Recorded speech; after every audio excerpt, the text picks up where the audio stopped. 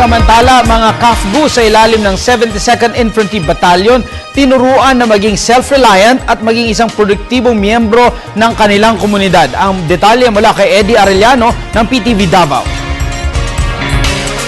Programa ngayon ng bagong pamunuan ng 72nd IB na magiging self-reliant, produktibo at magiging advocate sa organic farming ang mga KAFGU na nasa ilalim ng pamumuno nito.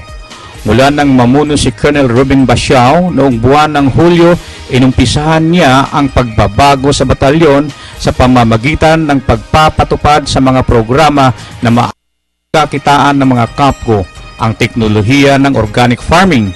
Sa tulong ng Department of Agriculture 11, provincial government ng Combal, mga pribadong kumpanya at individual, inumpisahan kaagad ang pag-convert sa lupain paligid sa kanilang kampo bilang isang nursery at laboratorio sa pagsasaka. Alaga po sila ng different livestocks through the use of organic feeding or alternative feeding. Meron din po silang tinatawag na inland fish production like hito and tilapia. Yan po is natutunan nila na training po yan ng B4 sa mga kasundaluhan and KAFGU po natin ng 72nd IB. Ayon naman sa isang negosyanteng magsasaka na ang advokasya ni Basiao ang siyang nagtulak sa kanya na tumulong sa adhikaing ito, maging ang DA ay 100% na sumusuporta dito. Na ang advocacy ng 72nd IB is to help the ordinary farmers na mapataas ang kanilang kabuhayan.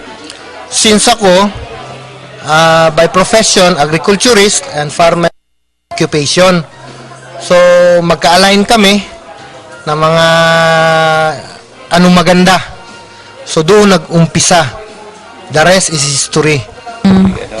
Sa ilang mga silingan o sa mga communities, local communities, we're able to share what they have learned here. And also, para ma-equip po sila sa kahibalo and skill sa pagpananom.